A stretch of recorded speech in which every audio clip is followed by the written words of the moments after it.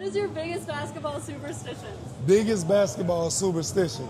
Before every game, I got to take a dunk with my shoes off and no clothes on. I got to sit on the toilet and take a big-ass dunk. Okay. That's my superstition before every game. If I don't take my dunk, what up, gang? If I don't take no dunk with no clothes on before the game, it's a wrap. I don't have a good game. It's a wrap, so you're going to lose? Yeah, I gotta take my dunk. Okay. And I'm gonna be ready for the game after that. Get them all out.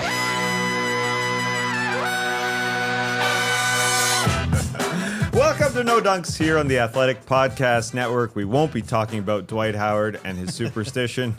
Can't believe it. It's Thursday. We had a draft, baby, on a Wednesday. I'm Tass Mellis. With me, it's the man in the middle, Trey Kirby. Ayo! Ayo! And the man making it happen, as always, JD.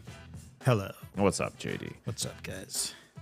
Well, we had a draft. We got ourselves a draft. Yeah, baby. Yeah. Let's jump right in. Because there's a lot to get through. Obviously, Cooper went number one. We will see it here. What a shock. Yeah, big time shocker.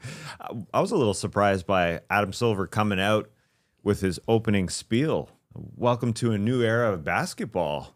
Every team has a chance. Yes. Yeah, I was a little surprised too. It is always such a funny start to the draft where the Mavericks have known they've had the number one pick for a month at this point, and then they get 5 more minutes to decide on who they're going to take number one in a draft where everybody knows who they're going to take number one. But, you know, they're a huge winner of this draft, jumping up in the lottery to be able to draft Cooper Flagg. You can tell they were going to be a winner because the draft started with a hot mic moment, somebody yelling, "The draft was rigged!" That was hilarious to me. But adding Cooper Flagg, an obvious choice. The main event, one of the best nicknames already in the NBA once he comes to it. I was reminded just how sweaty this guy is when he's playing, when he was there for Duke. But yeah, what a fortunate turn of events for the Mavericks to have the Luka Doncic trade completely throw away an era of Dallas basketball, but this is the start of a new era. We'll see how he fits alongside Anthony Davis, Lively, and then, you know, Gafford and PJ Washington. There's a lot of big dudes there, as we've been talking about, but they got to be super excited to get this guy in. Interesting timing, decided to go with a goatee, though, I thought. Interesting. What else would he do, really? I mean, keep it clean, I guess. Full shave, yeah.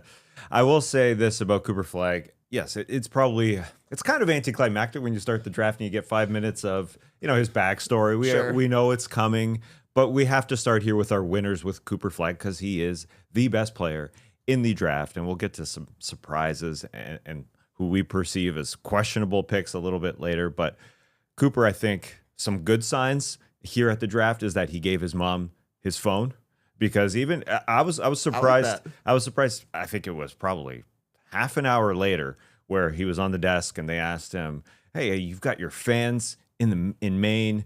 They're in different environments, at your gym, at other restaurants, cheering you on." He said, "Oh, really? I had no idea." Like, this guy must know everything. He said, "Well, my mom's got my phone, so I haven't heard anything." And again, I say it's half an hour. He didn't know anything for half an hour. That's a great sign. All I'm saying is great sign to be present in the moment to play basketball, because he seems like he's got a great head on his shoulders, and he'll be ready to play from day one in Dallas. Yeah, I mean, that's got to be the exciting thing, is that not only is the youngest player in the draft, he's the most talented player in the draft, and by all accounts, one of the hardest workers in the draft. So you put those three things together and things are looking up in Dallas, which is just amazing considering that 4 months ago, things were looking totally down in Dallas. I mean, would you rather have Luka or Cooper Flagg? I don't know. They got Cooper Flagg now, and that's just crazy. Well, let's start towards the top there, because we got Dylan Harper at number 2, and then, you know, the number 3 was slightly questionable with the Philadelphia 76ers, but we kind of got the standard 1, 2, 3 here at the top. Yeah, people knew that Harper was going to go number 2. A lot of draft experts were saying he could have been a number 1 draft pick in another draft, or in some of these previous drafts. Like, he probably would have went number 1 over Risa Shea last year if Harper was available. I think interesting that the Spurs did give Dylan Harper number 2, Kawhi Leonard's number, the last guy to wear it there in San Antonio. He is the number 2 draft pick. I'm a little curious how Harper will fit next to De'Aaron Fox. You know, Harper is a guy who likes to handle the ball. Obviously, De'Aaron Fox is a point guard there. I wonder if the Spurs would have traded for De'Aaron Fox if they could have had a crystal ball and saw that they were going to end up being able to draft Dylan Harper. I don't know. Right. Nonetheless, they got Dylan Harper. Going to be cool to see him and Wemby growing together going forward. They've got the past 2 rookies of the year as well. Stephon Castle, like, he's easy to overlook at this point. I feel like it's easy to overlook Fox at this point. The Spurs are getting some talent together, and who knows the way the Fox thing turns out. Maybe he carries the team from the perimeter for a couple of seasons as Harper is getting his feet wet in the NBA, and by the time Fox's contract is ready to be moved on from San Antonio, it's time for Harper to take the reins on the outside. I think a smart pick. Everybody knew it was going to happen. The draft definitely started at number 3 with VJ Edgecombe going to Philadelphia. I loved his interview afterwards. We came from nothing. Great intensity. His mom's crying, finally like steadies herself, and she's like, he's right. We came from nothing, and he's going to work super hard. The guy gets comped to Victor Oladipo. And even his like draft interview reminded me of Victor Oladipo when he went to the Magic. He's like, I'm going to outwork everybody. I think kind of weird going on in Philadelphia right now. Yeah. The backcourt is all young dudes. Maxey, McCain, Edgecombe now. Maybe they're able to bring back Quentin Grimes. Those are guys who are super athletic, younger dudes on the perimeter. Then their front court is all old guys. Joel Embiid, 31 years old. Paul George, 35. You can even look at Andre Drummond at 32. Yabusele at 30. I don't necessarily know how those two mix. How do you play through the athletic guys, the up-tempo guys in the backcourt, while the front court just wants to be a little bit more methodical, a little bit more established? I think it's an interesting 2 timelines thing that's going on in Philadelphia. Yeah, I guess kudos to Morey for going with the best available in their eyes at this point, because really we talk about the old guys. The question is, yes, it's two tiers here, 2 different directions, but will they play? And so you probably make a smart move by going to VJ Edgecombe and just saying, hey, we're going young. Now, will we see Edgecombe playing with Maxey even? Or is there too much of a duplicity there that you may just need to keep Maxey on the floor while Edgecombe comes off the bench? But the fact is, the guy is an extremely athletic player, and we will see him in the NBA for a long time, whether it takes a couple of years, whether or not they can merge this young old thing that they got going on, who knows? But I do like his mom bounced back. Edgecombe also met Buddy Hield after, Nice. And Buddy Hield, he's Buddy Hield. He's not necessarily a mentor in the NBA, but the fellow Bahamian guy who did a great job in round number 1 here with the Golden State Warriors. I mean, he really shut down Jalen Green one game. That was his best defensive game ever. So if there's anybody to be a mentor, you wouldn't think it's Buddy Hield, but I think it's just a great guy to have around. So Sixers are very, very, very interesting. Obviously, the talk not going with Ace Bailey there, which we'll get to later. Yeah, Pacers also give Buddy Hield like a ton of credit for helping Aaron Nesmith turn his career around in Indiana. Right. So definitely not a bad guy to listen to it. And I think you're right about the athleticism. Like, the Sixers really need some perimeter defense. They really need some athleticism. They were on the slower side of things. I mean, a lot of that is because they brought in like a Yabusele, Drummond. They gave Eric Gordon minutes last year. Like, Kyle Lowry's getting minutes. They needed an injection of youth.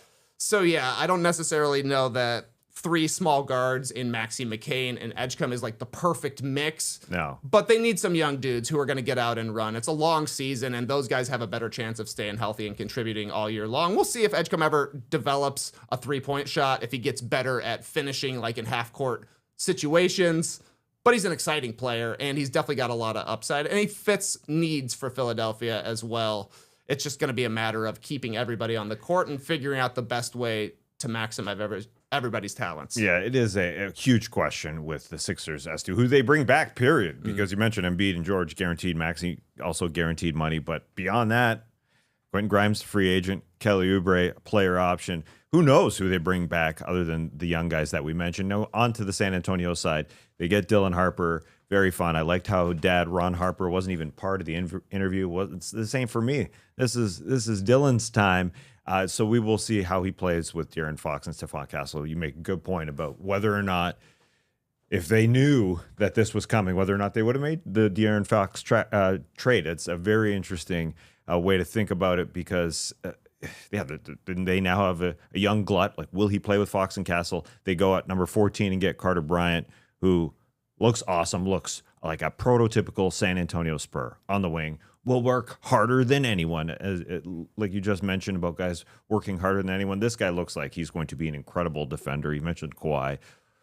I shouldn't say him in the same sentence, but this guy is going to play that hard. He's 19, 6'7", an incredible defender. So it looks like all good for the San Antonio Spurs, I would say. I like the Bryant pick as well. I think they got him at 14, right? And he was a guy who could have gone top 10, depending on how the draft shook out. If it was different teams up there, who knows? But yeah, I mean, is he going to be Kawhi? Who knows? He doesn't need to be Kawhi. They've got a lot of other mouths to feed there in San Antonio. Just fits the timeline well. Yeah, he fits the timeline perfectly. They need some wing defense. They need some athleticism as well. Like, he'll be in the mix with Vassell will certainly be ahead of him in the pecking order, but like he'll be in the mix with Johnson, I believe, Jeremy Sohan. Like, the Spurs are trying to figure out the perfect pieces to fit around Wemby, and a guy who can hit open threes and run the court and play defense is always going to have a spot. Let's move on to the Atlanta Hawks, who are a winner lock.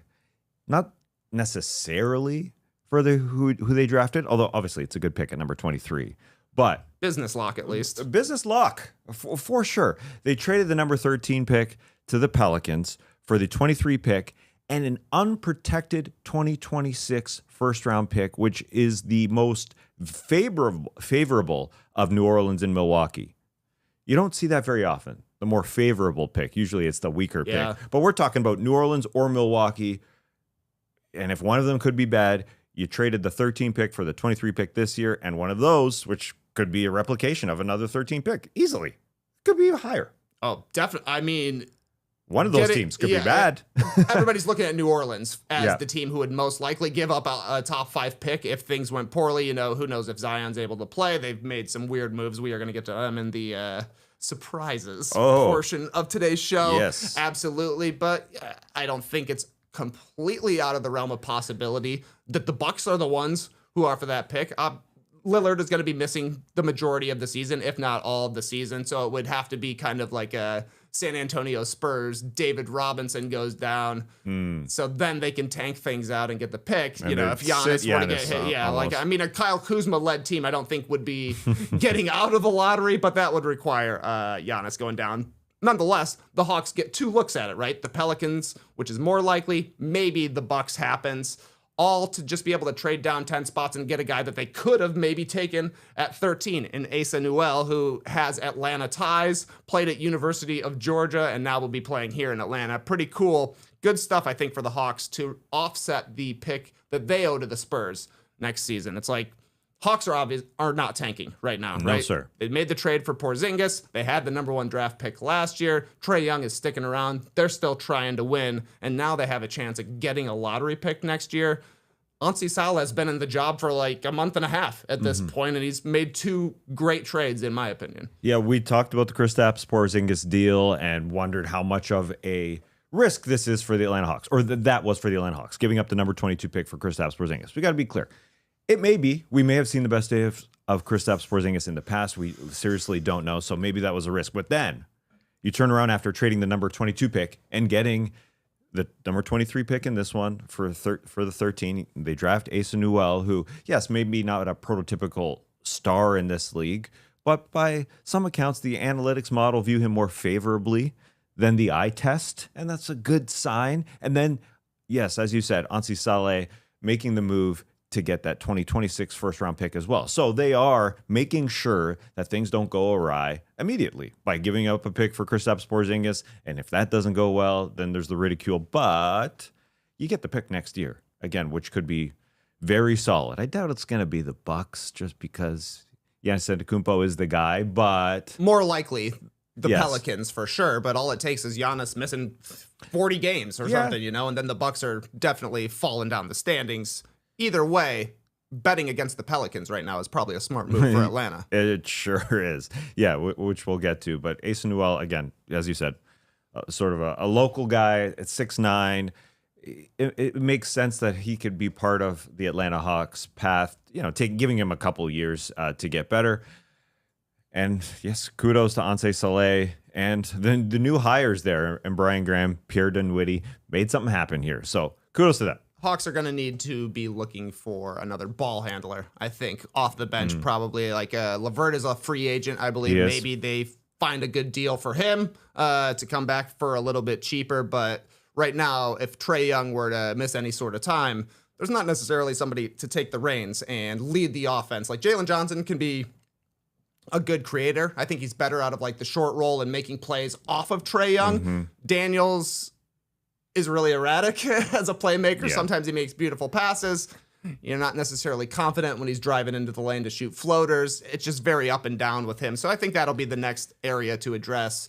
Somebody else who can take backup point guard minutes for Atlanta here. Yeah, that's a very good point. I'm looking forward to see what they do, because it would be great to see Jalen Johnson on the floor because he does so much on the floor. Yep. Would be good to see Kobe Buffkin in a backup role. He was banged up last year too, right? Yeah, they seem to have enough guys to handle the ball. If Dyson Daniels kind of takes a few steps down on the pecking order in terms of ball handling, then we're seeing some things. And Zachary Risache obviously having that as well. There's a lot of guys there. Looking forward to seeing what the Hawks become, even here in 25-26. Moving on to the Phoenix Suns, who are our winner at the draft.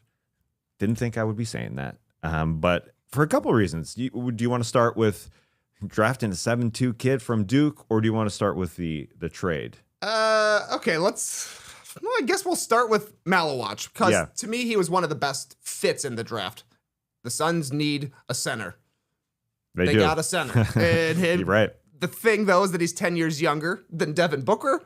So maybe Malawach isn't hitting his peak when they need him to be hitting his peak, because if Devin Booker's still trying to win in Phoenix, he's not waiting around for a teenager to be good. So that's why they swung the deal for Mark Williams. Pretty weird that the Suns are just like, we want what the Hornets had last year. Nick Richards at the trade deadline. Now they've got Mark Williams coming in. Kind of similar to what they did when they got the two big men from the Portland Trailblazers. It was Yusuf Nurkic and Drew Eubanks at the time. That didn't work out for Phoenix. Apparently looking at teams with bad defenses and saying we want the backbone. Maybe not the smartest move. So the 2029 first that the Suns traded is the worst of Cleveland, Utah, and Minnesota. Right. Not the biggest risk, I don't think, for Phoenix to throw this trade in there, because they need somebody who's a little bit more ready to play in Mark Williams. The risk to me is the health for Mark Williams. Oh, absolutely. The deal was done with the Lakers, right? They looked at his physical, and maybe they were just having buyer's remorse and said, we want to get out of this. But there are definitely concerns for Mark Williams if he can stay on the court. But when he plays, he's pretty effective, right? Like, he scores inside, he gives it an effort defensively, and he's a really, really big body. So I think the Suns addressed their center position. They might have spent a lot of money to do it, but or a lot of pick capital to do it, but they're just trying to dig their way out of a hole that they've been in for the past season and a half since the Bradley Beal deal got done. You're right in that it just seems like maybe 2 picks for Mark Williams is a little bit much. So they traded the 29 pick here in this draft and a 2029 first round pick. So it's down the road, and it's going to be the worst of Cleveland, Utah, or Minnesota. So you'd think one of those teams is going to be good, so it's not going to be a great pick for a guy that just failed a physical. Yeah. Now, and everybody ridiculing this, saying, why would you pay so much for a guy who failed a physical? But at the same time, I think a lot of media would say when the Lakers made that deal for him, that's a good deal. I mean, he's going to play with LeBron. He's going to play with Luka at that point. And at the same time, you're right. He doesn't play a lot. That's obviously a huge problem. And he doesn't play defense all that great. But at the same, I look at it both ways. I mean, he disputed the failed physical. He was quoted saying, "I don't think it was solely because of my physical contributed to them, but obviously they had second thoughts." Basically saying it wasn't the physical. They just didn't want me, or they regretted the pick immediately. His agent obviously disputed it and saying that's not the case. So they're getting Mark Williams for 2 picks to go along with Malawach, who looks great. Period. I was scared watching those block highlights during the draft. I mean, the guy is coming for everything. A 7'6" wingspan. He is a block machine. He's 19 years old, and he started playing like 6 years ago. And so I start to think of guys like Pascal Siakam, who started playing really late. Like, he's going to develop.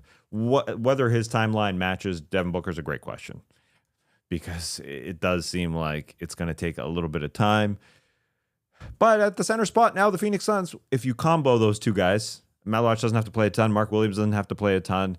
They're going to play over Nick Richards or Oso Ighodaro, so they're trying to get good real fast. Their center rotation is a lot better today than it was yesterday, and the Suns paid a smaller price than the Lakers did at the trade deadline, even though the trade didn't end up happening, because what was that? That was Connect and I think 3 first-round picks for Mark Williams at the time. So better job for Phoenix here. It was just very weird to see draft a center that everybody was thinking was going to go to the Suns, and then they did the Mark Williams trade within seconds. It felt like they made 2 calls to the league. They're like, all right, here's our draft pick, hang up. All right, here's the trade we're doing, hang up.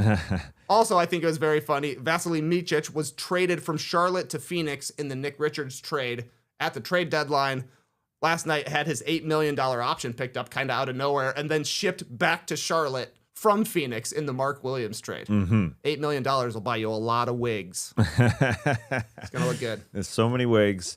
I hope Mark Williams can get healthy, because it is a guy, clearly, who hasn't played a lot. 44 games last year, 19 the year before that, and 43 in his rookie year. So I guess the physical did show some problems. At the very least, his game logs show that he's missing time with injuries. Right. Are these chronic injuries that aren't going to go away? We don't know. Different doctors have different opinions, and it seems like, at least with the way things went down with the Lakers, you can find somebody to say what you need them to say. Apparently, the Suns are more confident that Mark Williams is going to stay on the court, and if he does, that definitely helps them out. All right, let's move on to the Washington Wizards. They're a winner, in my eyes, Trey. What do you think? I think so. I mean, they were hoping, it seemed like, to get Ace Bailey. I'll get to the Jazz here in a second, but I do like Trey Johnson as a player, tabbed as the best shooter in the draft, the most shooting talent. I guess Jay Billis was kind of debating between him and Con Knippel. You know, Knippel is a catch and shoot guy, whereas Trey Johnson is kind of like a new age Rip Hamilton, coming off screens, movement shooter. Not shooting mid-rangers like Rip Hamilton, but 3-pointers as well. I like him with Bub Carrington.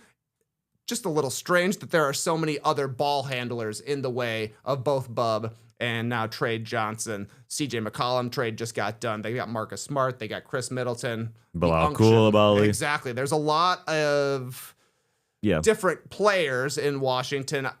The vets aren't going to stick around for the whole season. Not all of them, at least. But, you know, Trey Johnson, I think, is a good pick for them. He's going to be a guy that, at the very least, is an awesome 6th man. Seems like a bucket. I like watching those kind of players. He's fun to watch, I think. So we'll see if he ends up being the star the Wizards need. I don't know if he has that kind of upside, but I do like the pick. I just, more so than the pick, although it's a good pick, I just like the mentality that the Wizards are going forward with. They're at least saying, we're basically trying to copy the Thunder, in my opinion. Just get as many young guys as possible. And they don't have any sort of MVP on their team that we just mentioned.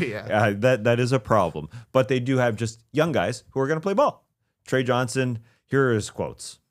I don't really have a life outside of basketball, and that was up to me. All your dreams is in the gym. They ain't nowhere else. Okay. You know, so Gym rat. And it's got that OKC chill. I mean, we saw their celebration after the winning. They're just love playing ball, and they're just as simple as that. So him, Coulibaly, Keyshawn George, Alex Sarr, Bob Carrington, super young, super young. Very young. But I do like the idea, if you lump together them saying goodbye to Jordan Poole in the trade. They're just who they are now, and they basically tried to take another path here with, maybe I'm trying to think that trying to emulate the Thunder like a lot with, in my eyes, by projection, because I think a lot of teams should be, and maybe I'm trying to emulate that because the Wizards now have some front office ties to the Oklahoma City Thunder, but I think it's just smarter than what they did last year. So that's all. I think just in theory, just going. I mean, they were just a terrible team last year with Jordan Poole leading their team, air quotes leading their team. Now they're going in a different direction. So I just think that's smart. And they also get, via trade, Will Riley a little bit later at the number 21 pick, who, again, a tough worker and will work hard on this team. But they'll lose games. There's no doubt. Oh yeah. I mean, the Sixers or the Wizards are probably going to lose 60 plus games, right? Still, but if they only lose 62, that's awesome. 20 wins would be an improvement for the Wizards. They'll be down at the bottom of the standings, but they are on the come up now. And since the new front office has taken over, I have like the general direction for the Wizards. I thought they were a fun watch the second half of the season. Will Riley has to become a no dunks favorite though. He's from Kitchener, Ontario, and he played college basketball at the University of Illinois. We simply must stand. And there we go. I'm also giving a winner to the Utah Jazz. I like taking Ace Bailey, taking a swing at number 5. Who cares about workouts when you have pedigree, is basically what Danny and Austin Ainge are saying. I loved his charisma in his pre-draft interview with Monica McNutt. They're like, what are you most excited about? I was like, I'm ready to hoop. I'm ready to sign that contract, which I thought was pretty funny. Utah, though, is looking for a star. And I think once you got past the top 2 picks, Ace Bailey is maybe the biggest star upside. A lot of people have different comps for him. Some people see a Kevin Durant-like character in that he's tall and lanky and a really good shooter. So was Rudy Gay.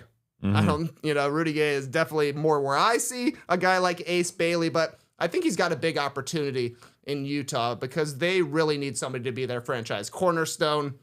Markkanen is their best player right now. I don't know how long-term he is for the Jazz, but once Ace Bailey gets over the shock of being selected by Utah, he didn't necessarily look thrilled, I didn't think. Once he gets over that, he'll see that he's probably in a pretty good situation and what it seemed like he was looking for throughout the pre-draft process, a place to stretch his game. Yeah, I do think Will Hardy will have a good effect on him. Will Hardy's schemes and strategies with those guys is everybody moving, everybody touching the ball, and everybody was buying into a team that lost a lot. And he has to buy into that, and so that is questionable. But he's got the talent, and so they did take a chance here for a team that dropped to 5 to be able to get a guy who, as you said, top 3 in terms of talent-wise. You could put him up even higher because he's got such a ceiling. And then to go get Walter Clayton Jr., who's obviously a champ with the Gators. He's 22, he's older, but he seems like he's such a modern player. Watching his tape, he can make shots. His percentages are great. And you had Rich Paul high-fiving his baby after. So if Rich Paul is in the house, Rich Paul high-fiving his baby. If cool. Rich Paul is attaching himself to you, you're probably gonna be good. I imagine. I mean, he's gonna get paid. Baby's gonna be well off. But I do think the baby's gonna be well off. I do this think is great for the baby. Walter Clayton III, maybe. I don't know if it was a baby or a girl baby. Yeah, it's a good call. Yeah, because Walter Clayton is a junior. Yep. But overall, I do think the Jazz run the right type of environment for very, very talented guys who want to buy in just a little bit. I think Will Hardy will hook them in. So if Walter Clayton's making shots and Ace Bailey is dedicated, I know it's an if with Ace Bailey specifically. They got players. Yeah, I like the Clayton pick too. I was a little surprised they traded up. They only moved up 3 spots, but they gave away the number 43 pick that will happen tonight and then a couple of seconds in the future. The Jazz have a ton of picks, so they can afford to do that kind of thing if they identify they like somebody, which apparently they do with Walter Clayton Jr., but it's just a crowded backcourt, I think, in Utah. They got Colin Sexton still around. They drafted Keontae George a couple of years ago. They drafted Isaiah Collier last year. Yeah. Is Jordan Clarkson still on the payroll? I'm not sure, but they've got a lot of options there. To me, this just kind of signals that with Austin Ainge coming into the front office, they don't really care about anything that happened in the past. They're starting over, and maybe this is the guard they're going to have. But there are a lot of people who are going to be getting opportunities in Utah, and maybe Clayton is the guy that finally pops for him. Yeah, that's a good point. They have a lot of guys. Sexton and Clarkson both have one more season left, but they are looking towards the future. Other than Lauri Markkanen, they don't have a lot of guys who are helping them win, frankly. Yeah. But yeah, one of those, Sexton and Clarkson, will be moved at some point. And the Jazz are definitely trying to tank away this season as well. After AJ DeBanso went to BYU,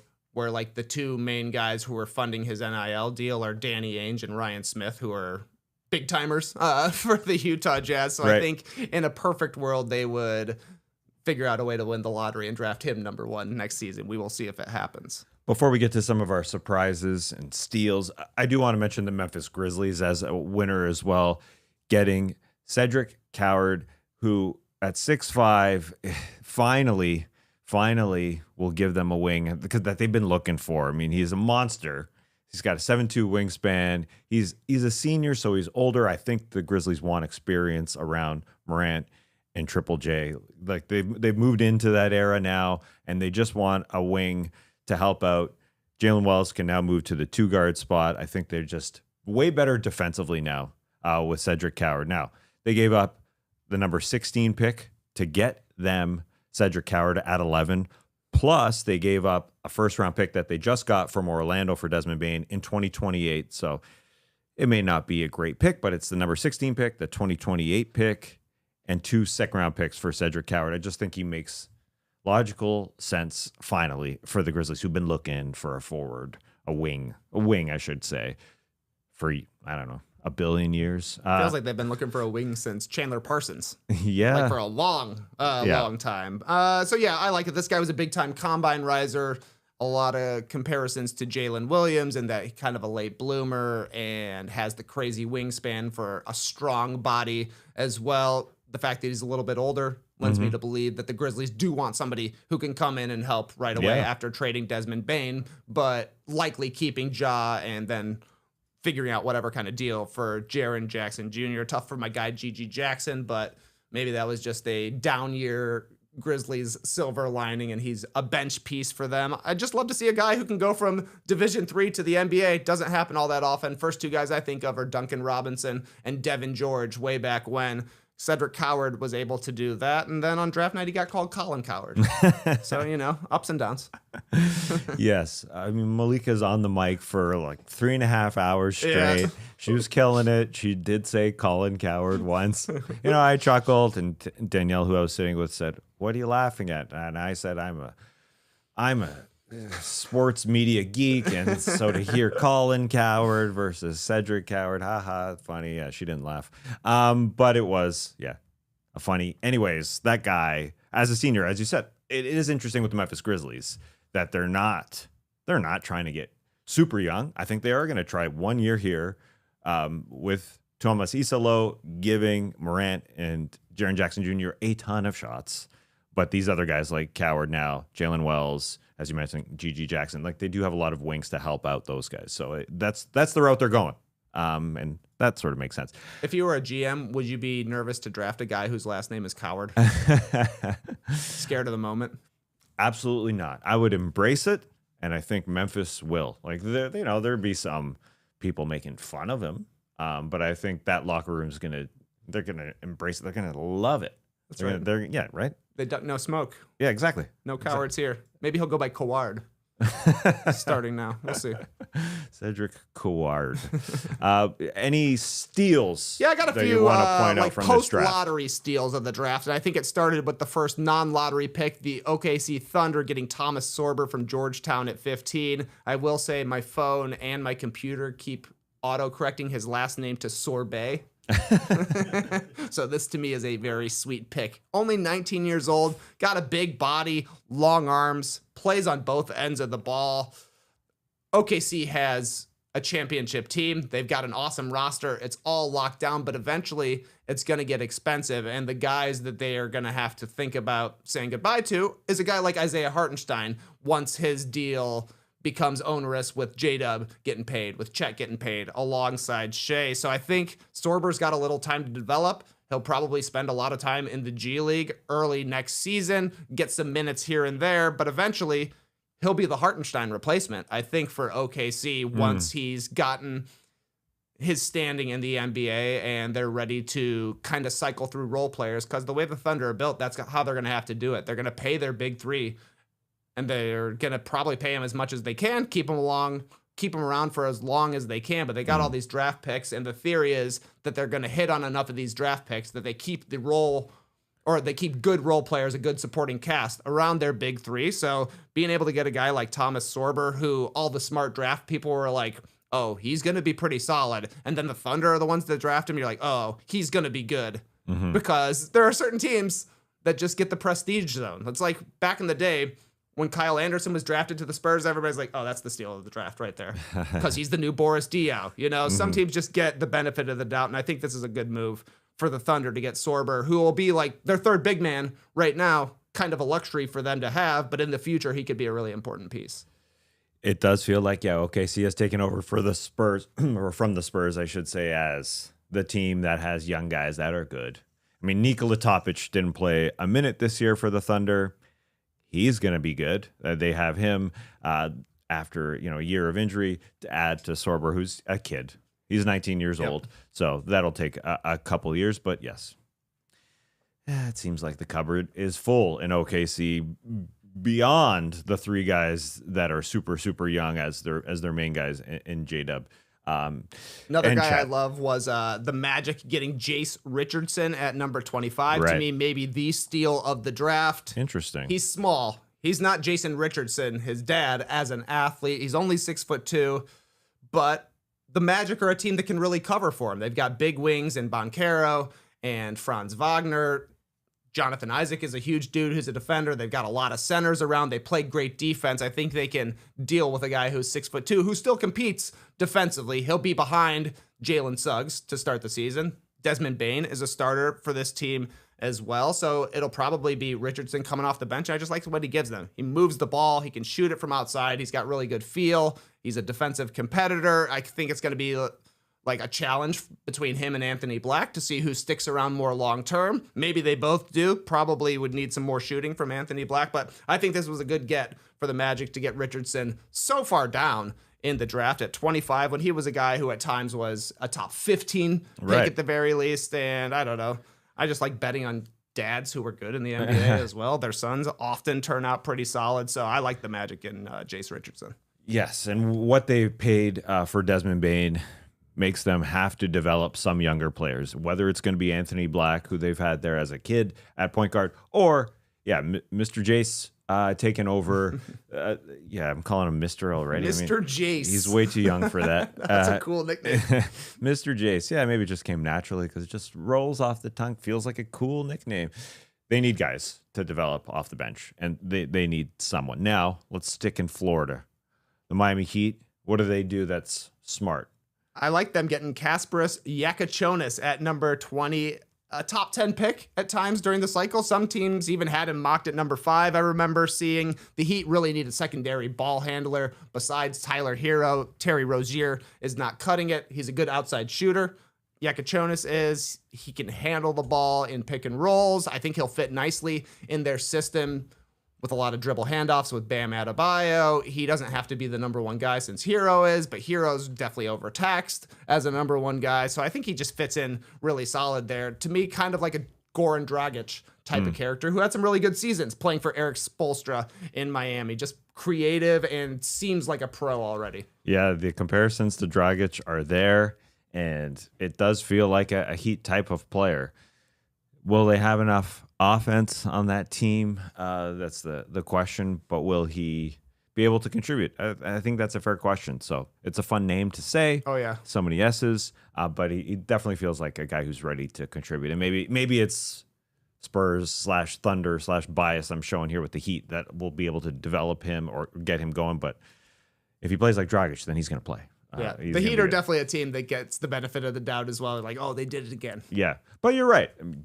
Jace Richardson and this pick here with the Heat, guys that were deemed way higher for a while. And so it feels like a good pick for them. All right, moving on from guys who or teams that made good picks. Now it's the fun part. Surprises. Surprises. That's a nice way of saying it. Yeah. We didn't go winners, losers, and steals, but this one sure feels like a big L for the New Orleans Pelicans. Are we conflating it with the Jordan Poole move, or is this just separate? I think it's separate. I think this in of itself it's questionable. I was not as down on the Jordan Poole move as you were. That's 100% true. Okay, that's 100% true. Weird draft, I think, for the Pelicans to draft a point guard immediately after trading for a point guard in Jordan Poole. Yep. Poole's got this year and next year left on his deal, so maybe the theory for the Pelicans is that Fears takes over as the ball handler after Poole has spent his time in New Orleans. I guess there's an opportunity for ball handling with Poole being there, and DeJounte Murray is coming off an Achilles injury. I think that's easy to forget at this point. He got injured at the end of January, so will he be up to speed at the start of the season? Is there still opportunity for Fears to get on the court? I don't know. He's got a great handle. He's super quick, needs to improve his jumper. Sounds like Monte Ellis to me, but he's from the Chicago suburbs, so I got to root for this guy. He's an Illinois boy. And he's a great name. Jeremiah Fears. Yep. very solid name, but such a question as to if he can play defense along with Jordan Poole. And right, this is going to be a bad defensive team. Yeah, exactly. And it's just getting deeper and deeper and deeper when we get to their 13 pick and Derik Queen. But just sticking with the backcourt, we all hoped here in Atlanta that DeJounte Murray would turn around the defense here. That didn't happen. DeJounte Murray won't start the season. Even if he does on the floor, he won't start at all healthy defensively. He's not going to be the old DeJounte Murray that we saw in San Antonio. So that's a questionable 3-man guard rotation there. Of course, they've got others, and Jose Alvarado still there to make it happen. They've got others to cover for them, and Herb Jones and Trey Murphy. But that's not even the weird pick for the Pelicans. No, the Derik Queen. The weird pick. part is Derik Queen. I wanted the Bulls to take him at 12. I think he's a talented guy. I like the style of basketball he plays. I'm a sucker for big men who have skills, even if they're giving it back defensively, because the guy's not a super athlete, not great size as a rim protector. I also would have liked the Bulls to accept this Pelicans trade, which I assume had to be there for Chicago at 12 if it was there for Atlanta as well. But the fact that New Orleans traded 23 in this draft, which ended up being Noel to the Hawks, throwing in the 2026 unprotected first after a 21-win season, when you've got one of the most unreliable superstars in Zion Williamson leading your team, this seems crazy and way too much confidence put into Zion's health by Joe Dumars and Troy Weaver down in the Pelicans. Like, the trade probably would have been fine if they put any protections on it. Like, the Hawks probably would still do this trade if New Orleans is like, this is a top 4 protected 2026 pick that's coming to them, right? Like, right. I think the Hawks still say yes to that, but instead completely unprotected, which is just so much downside for New Orleans. Yeah, so Derik Queen, with the connections to Maryland, it sure feels like Troy Weaver coming in and doing something that I would do. Oh, Toronto, I like that. You know, like he's got ties to Maryland, he's got ties to the Washington area, and so there's that part. You give up a 23 pick, and as you said, next year, what could be the more favorable, the better of Milwaukee or themselves, of their own pick in New Orleans. Doesn't seem all that good for a guy who ain't a great defender to be beside Zion.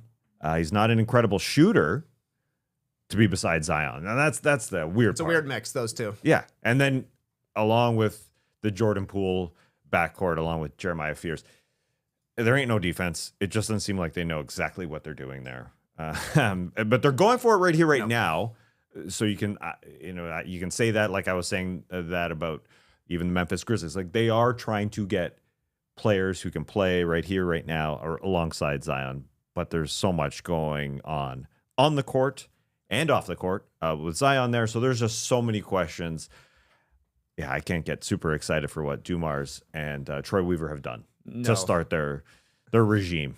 Yeah, the early days of Joe Dumars' tenure in Detroit were awesome when he built the championship team.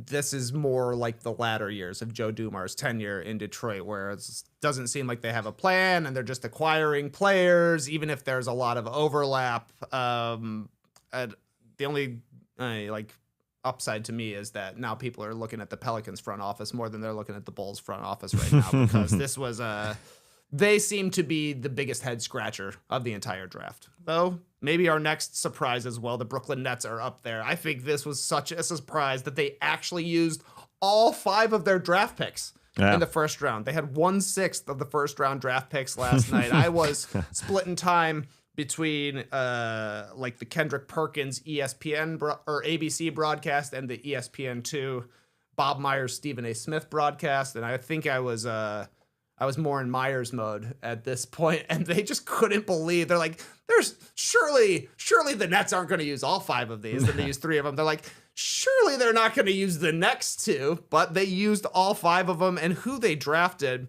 was basically the same player 5 times over.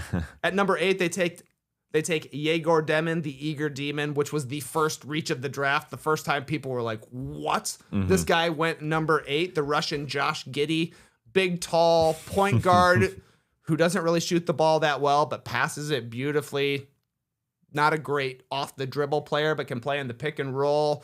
He was a guy that was a top 5 potential pick at times during the season, but then nobody trusted his shot, so that seemed like a reach for Brooklyn. Then at number 19, they take Nolan Traore, another point guard. Surprising. when they just drafted a point guard 11 picks prior. 22, the trade with the Hawks. They get Drake Powell, who is not a point guard. Gotta like that. People say he's the best wing stopper in this draft. I think that's a valuable piece for Brooklyn to pick up. But then things went weird again. Number 26, they take Ben Saraf, another point guard, who was called the Israeli D'Angelo Russell on the draft last night. What? The Israeli D'Angelo Russell. You know, like a bigger guard who plays from the outside, looks to score first. I've never even considered a phrase like that in my life. No, I agree. Israeli D'Angelo Russell. Then they had one more pick. Number 27, they drafted Danny Wolf, who's a 7-foot-tall point guard. Interesting skill set. Like, the guy is one of the most freakish players to watch. His highlight package, to see a guy that big and tall, but also like bulky, handling the ball and making plays from the perimeter. But it felt like the Nets basically drafted 4 point guards and are like, we'll see if any of them are good. And if one of them is, I guess we did our job this draft. But that was very, very strange. I think this team is my early leader for worst team in the league status, which I kind of think is the point. Sure. Is it them just drafting guys and then hoping that someone will offer them something decent in the days to come? Because I imagine, like Bobby Marks was thinking and Bob Myers was thinking, that if there's a good deal for one of these picks, that they would make it. Because you're not going to play 5 rookies, I suppose. I know that's who their roster currently is. I mean, it's Nick Claxton, Cameron Johnson, Noah Clowney, Derik Whitehead. Those are the guaranteed contracts for next year. Yeah. Plus 5 rookies. So, yeah. It doesn't make sense, but they did the deal with the Rockets last year so that they could get control of their drafts back, and basically they have this year's draft and next year's draft before they start owing picks again in 2027. So it makes sense for the Nets to be bad next season, and it appears they're going to be quite bad next season. Let's get to another surprise, which was very, very, very surprising. At number 16, the Blazers drafting Hansen Yang. And to see him come up from the bleachers, because he wasn't ready to be picked until whenever, extremely late in the first round. He didn't even know if he was going to get picked this night, on Wednesday night. It could have been on Thursday in round number 2, but he's sitting up there. The jacket blazer is not buttoned. You see him get up, and he's trying to button that thing forever as he walks down to accept him at number 16 to the Portland Trail Blazers. And here are a couple of his quotes. He said, at the end of the day, this was beyond my wildest imagination, even though the Blazers did work him out a month ago. And he said it was just a big surprise. So he's going to Portland. Yep. Where DeAndre Ayton is still there. And Robert Williams is still there. Yep. And Donovan Clingan is still there. That being said, Ayton and Williams only have another year guaranteed. And Hansen Yang is going to be a long-term plan. He's not going to come out and do wonderful things this year. So it's okay that Ayton and Williams are there. I think that's totally fine. Trade bait. Yeah, they're exactly. Honestly, the Pelicans need to be on the phone with the Blazers today. For Ayton. Well, or Williams. One of their centers. Yeah. It's like there's 1 million guards in New Orleans and there's 1 million centers in Portland. Something needs to happen here where an exchange of personnel. But Young Hansen Young. I don't know what it's going to say on the back of his jersey. I guess we will see. Yeah. I love the comps. Immediately, they're like Chinese Jokic. He even wears number 15. He can handle the ball a little bit. But this guy seems to be so green. He's so green that when he came to Adam Silver, he shook his hand like a gentleman. Like, what do you mean? Hand to hand, like a normal handshake like this, or Instead of rather than broing down like Adam Silver went for the thing and he's like, nope. Nice to meet you, sir. That's how green this guy is. Jason Quick reported at The Athletic that his hat didn't fit properly because he didn't get measured for his cap like the other top prospects did, which I didn't even know was a thing. Hat measurements for the green room guys, but not for the in the crowd guys.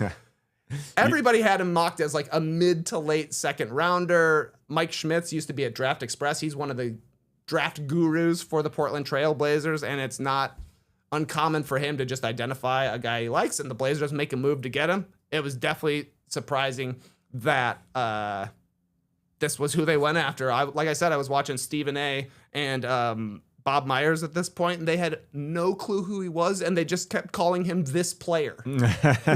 So we'll see what he does. But I love a guy coming out of the stands. Very cool. It's very funny. You could see his hat wasn't ready to be put on his head because even Adam Silver had to say, here, this is what you do. And literally helped him unlock the plastic, just put the plastic back on it. No, that was not sized, nothing ready. I guess it does make sense that they all size them so there's not just sitting on the top of their head, and it's not even close to a size. And I mean, I guess just in general, they probably order the biggest hats possible because these are big guys. They got big heads. Yeah. And a lot of them have long hair now at this point. But yeah, I didn't know that was such a benefit to get the properly sized hat when you are a draft prospect. What do you think of the draft hats, by the way? Kind of, they're like, they're white. They got a little like a tallness to them. Team color bill. Pretty standard hats, it looked like. Pretty standard. Yeah. I'm okay with standard for the draft, like fairly standard. I mean, I did like how it was a little bit bigger. That's the way things are going. I don't need any dad hats. You don't need them to be small. Yeah, I think it was fine. Yeah, when you said it, it didn't really resonate with me because I didn't think anything of them, I guess. Kind of like... Not super memorable. I agree. Yeah. It's not quite like the Thunder accepting their championship hats and like Jalen Williams going on Instagram after saying, what was this? Nobody gave a shot. Nobody tried anything. Like it didn't register with me like that. They're just hats. But there was somebody who also had a hat on top of their head. This is a bit of a segue stretch here. There we go. But let's get into the Toronto Raptors selecting Collin Murray-Boyles. And the question is, does Collin Murray-Boyles want to play for the Toronto Raptors? Because after he got up, we got the clip for you here on YouTube. It took him a while. He's deliberating. Oh, okay. No, shaking of the head and a fuck. Funniest reaction of the night for sure. It's clear there that he's feeling some kind of way, and it looks like he's feeling upset. But I gotta go to the opposite direction immediately with the opposite feel. He wants to be there. I think after listening to him do his interviews on NBA TV with Taylor Rooks, like he's an incredible defender and he wants to work hard, and it didn't resonate to me that he wants to leave after the interview. Also, maybe I'm reading something into this, but his girlfriend at the table, who immediately, like a couple minutes later, was caught on camera saying, "Oh my God," while wearing the Toronto Raptors hat. I thought, okay, nobody wants to be there. But then you saw the far shot of the table like 20 minutes later. She's still wearing the hat. Yeah. Great sign that she's still dedicated to the Toronto Raptors. You think already here, JD, I already hear you. You're already saying, is he going to leave? The guy hasn't even gotten to Toronto yet. Yeah, I know. But did he want to be there? It was the question. I mean, the guy. No, obviously not. No. He went on that NBA TV interview and he basically said, "I just said it because this was the moment of my life, my experience here." And so he, as I said, like he took a few seconds. He's thinking to himself, and then he dropped a fuck. And I think he's saying to himself, "This is it. I did it." And so it's more like a soaking it all in rather than I don't want to be there. Because he spoke great things about Toronto in that interview. He already planned out what he's going to do on Instagram, that he's going to put his Drake song in there and he's going to tag him, and I'm going to tag him. So he knows. Like, you wouldn't say that if you didn't want to be there, I don't think. I mean, I guess. Yeah. I mean, that's the one perk. You're going to meet Drake. That's it.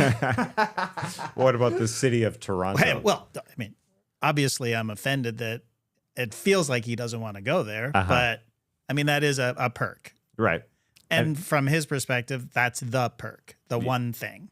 Yes. That's it. Yeah, he just needs to get to the city in time for Caravana. Like, he'll have a great time. Oh, yeah. Sell him on it just like that, you know? That's what we like to tell ourselves. Once he's there, he's going to love it. He's going to love paying, all the taxes and the funny money and all that. The crowd's great. I mean, yeah, but... You're just sold by the initial He didn't seem enthused, happy. though he did try to cover afterwards, saying he was just overwhelmed, you know, by the way the process turned out. But that was a hilarious, just a hilarious scene. Like, oh, that does not look good. And who knows? Masai definitely has a type. He's like, is there a guy that is do it all kind of forward with long arms who plays defense and needs a little bit of improvement on the offensive end? Is this guy a worse Scotty Barnes, or is he a better Jonathan Mobo? I don't know what it is, but Masai definitely likes guys. He's going to be compared to Collin Murray-Boyles for quite some time, I think, because that was another guy that the Raptors were potentially going to be able to draft. They take Collin Murray-Boyles at number 9 instead of Murray-Boyles, who went number 10 to the Suns. I know Skeets was big on Murray-Boyles for the Raps, so Yes. that'll be an interesting comparison going forward, the 9-10 picks there. 2 different ways you can go with a big man defender position, I guess. Yeah, it is interesting that you wouldn't see Masai Ujiri, even though he does have a type, go with Murray-Boyles and go a little bit smaller with another forward that people are already comparing to Scotty Barnes, and maybe he doesn't shoot enough like Scotty Barnes, although he has been working on his three-point shot, and he said that it is a three-pointer league, and so he has been getting better at that. Does he want to be there? I don't know. But maybe I'm trying to read everything into to Chloe, his girlfriend, keeping the hat on. I would think she would drop it if she doesn't want to be there with her boyfriend. I don't know if she is coming up to Toronto, but I do think he's a dedicated defender. There's no doubt. He spent his interview saying, I watch guys like Draymond Green. His switchability is amazing. He got into young guys like Tamani Kamara. Hey. Yeah. Nice. Maybe, you're referencing Tamani Kamara. Maybe you didn't pronounce his name incredibly correct, but it doesn't matter. He said Aaron Gordon, how physical he was in the playoffs. I thought that was important. So he's going to be a good player. Whether or not he wants to do it in Toronto, I don't know. But yeah, it is odd that they wouldn't go get a center and just say, we've got so many guys. We got a lot of forwards. Yeah. They got a lot of 3-4 types for sure in Toronto. So they're Jakob Poeltl, obviously their center. You could see some small ball center being played by Collin Murray-Boyles. He's tiny-ish. It's strong guy. It's 6'7", but he is strong. You mentioned Jonathan Mobo. Looks like they will be going smaller, which is a thing that's happening in the league. So we shall see how he works. But it seems like they've got a lot of friggin' talent. Maybe I'm just optimistic after the draft. But hopefully he wants to be there. They're getting Brandon Ingram, too. Like, Brandon Ingram's going to play for this team. Yes. So that was a surprise to me that Collin Murray-Boyles was the pick, because I thought Murray-Boyles was somebody they would be after. Or after hearing his pre-draft interviews, I thought Noa Essengue was perhaps going to be a Raptor, because he was like, the guys I like to watch are Pascal Siakam, Scotty Barnes, and Kawhi Leonard. I was like, those are all Raptors players. He's tall. He's got long arms. He's young. That also seems like a Masai type to me, but ends up going to the Bulls at number 12. It's weird when your team drafts the mystery man, because it's like, are we getting the next Giannis? Or are we getting the next Poku? I was not super inspired by Noa Essenge's highlights. No. Watching him through, I was like, all he does is dunk. All he does is dunk. All he does is dunk. All he does is dunk. But he fits the up-tempo style they play. I think it's going to be a cool pairing with Matas Buzelis at the very least. They like to run and gun with Josh Giddey leading the break, so that will definitely fit what Essengue brings. I was happy I got to get my Joakim Noah jersey out of storage. The Bulls are getting a Noah again. I love Michael Jordan wearing a beret, so I like all these parts of it. But also, it looks like he has zero skill. It looks like he can't handle the ball or shoot the ball. Passing may come around, and he's the guy who was getting dragged before the draft because he left his pro team in Germany during the finals to come shake Adam Silver's hand. It just feels like a lot of bust potential. And the Bulls just keep finding the absolute skinniest possible guy and drafting him. Like, they haven't drafted a guy that weighs over 200 pounds in a decade, it feels like. Noa Essengue is small. He's not going to be good right off the bat. Skinny, man. He's super skinny. Yeah, I can go both ways, because he's in the German league. Their team is up 2-1 in the finals, and it's a 5-game series, so they got to win one more, and he's just like, I'm out of here. Now, you could say, man, he's done. He wants to go to the NBA. He's ready to go to the NBA. He's ready to get better. Maybe he doesn't want to get injured in the German league. That's right. Yeah, so you could look at it that way. It happens in the NFL all the time. Guys skip college bowl games because they know they're going to get drafted. Yeah, great point. And the boomers don't like that either. Noa Essengue is ready. Yeah, we didn't even mention that you're wearing the Joakim Noah jersey. Guns out here for the summer. Let's go. They better not give him 13. They didn't. They gave him number 24, which was Tyrus Thomas's number and Lauri Markkanen's number in Chicago. Two guys who just worked out perfectly for the Bulls draft-wise. Oh, he knows he can be better than Lauri Markkanen and Tyrus Thomas. All right, moving on to the random notes. Just everything that we saw that you want to point out at. We'll finish off with that in the draft, from the draft picks to off the stage as well. We got to start with Knipple, I think. Yeah, this was, to me, was the first guaranteed random note of the night when Con Knipple did his post-draft interview with his four brothers, Kinston, Cager, Cash, and Kidman, all wearing matching suits and arranged by height as if this were a More Bars in More Places commercial. This is very cute as long as their middle names aren't Kevin, Carl, Kip, Chris, and Kelly. Yeah. They also showed Con Knipple's dad's 3-on-3 highlights. This was like the craziest package of stuff to show after Knipple is drafted. I like his fit with the Hornets, with LaMelo assuming he's still going to be around, Brandon Miller assuming he can get healthy. They should be awesome on offense. I like that he said he watches Klay Thompson and Jimmy Butler tape. If you're a good catch-and-shoot player and a stronger guard, I think it means he really knows himself and is playing the right way, but a potential worst defense in the league contender, I do have to think. The only center they have on the roster right now is Yusuf Nurkic. But yeah, the Knipple brothers were killing me last night. Yeah. The tape that they show after the number 4 pick to show pics of all the dads playing ball. Surprising. Usually they save that tape for, I don't know, the 28th pick or something. The Flying Knipple brothers. Yes, very funny. That was awesome. Yeah, and even Jay Billis saying it's more like the Let It Fly brothers. That's right, they're not jumping, they're just shooting. But he does look like he's going to be a good add for the Charlotte Hornets. Whether he's going to fit, I don't know for sure. But he can shoot. He gets after it. The highlights showed his face very flush and red because he gets after it. He does work get hard. Very red. Yes, he sure does. Also, a guy who had a very red face last night was Danny Wolf's brother, who to me took home cry of the night status. There was a lot of emotion in the crowd, as there always is in these drafts. And Danny Wolf's brother, obviously very proud of him, but they did him dirty by lingering on this shot for 10 seconds, man. They were really letting Danny's brother cry. Let him cry. And it's a sad cry, too. Yeah. I mean, super sad cry. I mean, he is letting it out. And yeah. He's letting it out. Gonna miss you, bro. Yeah. Have fun in Brooklyn. Yeah, he's going to Boston.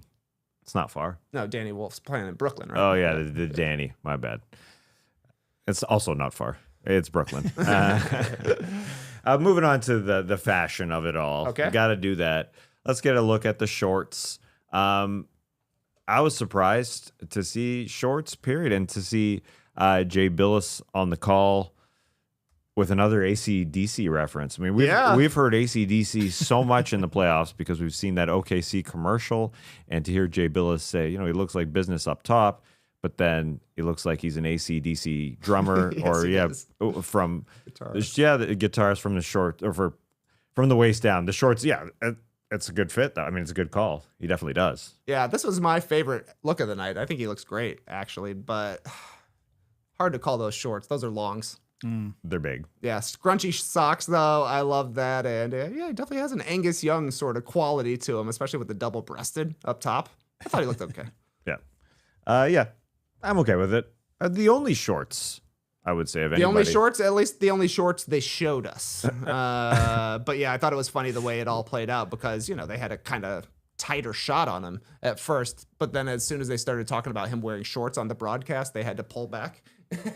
But then they got like so many lower thirds at the bottom because it's like best available, up next, team needs, all this stuff. They're really trying to jam it in there, but luckily we got to look at those shins. Yeah, and we didn't even mention it. It is Trey Johnson. We just figure everybody would know who Trey Johnson is. All right, moving on to Another garb. like a musically themed look. Like that one is definitely AC/DC. Carter Bryant with the chest out and the chain on.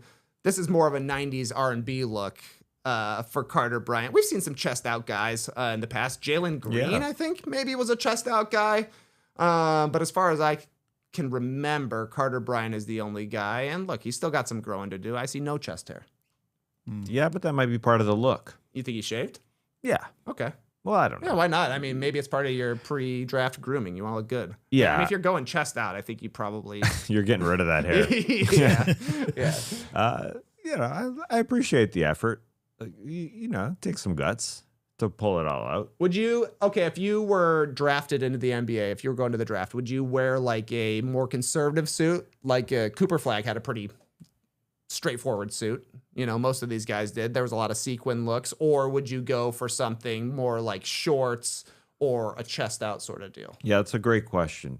Me, now who I am, I'd be boring, I would say. But if I was a kid who was playing ball and was getting drafted, top 10, this is my job, I think I might be bold and pull out the chest. I think is bold. Yeah. Yeah. So yeah, right here, right now, I'd be super boring, I assume. I mean, it would just be the look. Yeah, in your 40s, it's a lot different than when Yeah. you're 19 or 20. Skinny tie. I think I would be more likely to go shorts than chest out.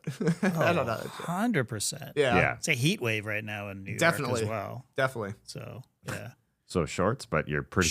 You're getting Shorts. both. No, yeah, I would sort of set the tone to be a Steven Adams type character. Yeah. I want them to think that I'm like, a bad guy sort of thing. Sure. A heel. I want to come into the league as a heel. So, I'm wearing my Iron Maiden shirt under my blazer. Very cool. Yeah. I like that. And yeah, you may not look as tough if you don't have a really developed chest. I'd say Nick Clifford isn't the most developed of No, chests. he's not big. He's Nah. Not huge. not peck forward. But and not back forward. But that's what the NBA players are doing now. You see guys celebrating the championship. Sometimes they're not big. You don't have True. Yeah, they're not like I'm pumping chest anymore. No, I mean, Chet Holmgren just won a championship. That guy's got less chest than anybody. Another eye-catching fit last night I thought was Nick Clifford wearing the purple to pink sort of gradient jacket, had matching Air Force Ones as well. And then I like the touch he put for his lining on the inside of his jacket. Clifford the Big Red Dog amongst his college logos. Is he going to go by the Big Red Dog? Or are they going to call him Clifford the Normal Sized Dog to throw it back to our starters trivia days? Most of the time you don't even get a look at these linings. I remember Kevin Knox had a Fortnite jacket once that was pretty funny, but the Clifford the Big Red Dog inclusion was killing me. Very funny. Yeah, you don't see the whole inside of the jacket ever. Really. No. Like taking it off like Check this. this out. Yeah, I love it. I love it. That's why I think I called Carter Bryant Nick Clifford, because this one stands out to me. Solid. Oh, It's yeah. solid. When he came up, I was like, ooh, that looks nice. It looks a good It's look. popping on stage. For Great sure. colors. Great colors. And he's Sacramento, I think, right? Nick Clifford. Yeah. Seems to be a helpful guy. Like, he's an older player as well. Can play some defense and do it all. So I think that's going to be helpful for him. Like, he seems like he'll probably be in the rotation, whereas some of these younger dudes, like 19s, are more of a question mark for their rookie season. I'm sure Sacramento is thinking we need to get somebody who can play immediately. Right. Yeah, he looks like he's ready to go. And so are we. Out of this show. Nice one. It is time. Just a quick reminder before we go that we got a show coming up in Las Vegas. We'll be there live Friday, July 11th at 4 p.m. at the Sportsbook at Mandalay Bay. It's free, it's fun, and it is Vegas, so come on by. 4 o'clock. We're going to be talking about these Local. guys. We will be. We'll be seeing them. We're going to be talking about Con Knippel's debut They're starting a day earlier, I do believe. on Thursday instead of just Friday. Is that Yeah. right? Yeah. Yes, we'll have already seen a lot of them play. Yeah. Probably everybody play, essentially, on Thursday to talk about. We will be back tomorrow, where we want to talk about some of the news that's already happened, even that we kept for tomorrow, like Kyrie Irving signing an extension, D'Angelo Russell, who we talked about earlier today, may be in line for a Dallas Mavericks backcourt spot, maybe. Fred VanVleet's contract, we'll get to all that on Friday. Plus everything that happens today here as we record. All the front offices are meeting. They're talking. Day number 2. Let's get some deals going. That's an early draft for second round. Like it's not at night, right? I don't know what time it is. I just need to get that down for my own notes. It's an early one. Make sure it's like a 3 o'clock or something. They're doing Really? I think so. 4 o'clock. I think it was last year. We'll find out and we'll be watching. No, it's at 8 p.m. Oh, I'm dumb. I mean, that makes sense. Yeah, because you They're want doing it everybody at that- watching. Yeah. Yeah, but It's not the NBA Cup quarterfinals. They're not putting it on at 4 o'clock. yeah, but they should. Whether or not they put it on or not, they should make it an edit. It's like the Olympics. Like just cut all the good moments together. We don't need to see 3 hours of it. But they probably make it shorter as well. They don't have 5 minutes in between picks. They do. That's right. It's like 2 minutes in between picks. Keep it quick. Anyways, just some thoughts. Cut it shorter. All right. We'll be back tomorrow. But for now, Clipper Bros. You heard it here first. Have a great time. Turn up. Love you guys. Awesome. Thanks for joining us, and remember, your favorite team definitely drafted the right player. Obviously. Yeah, gonna be a hit, not a bust. Yeah, and they'll make great picks in round number 2, which we'll talk about tomorrow. We'll see you then.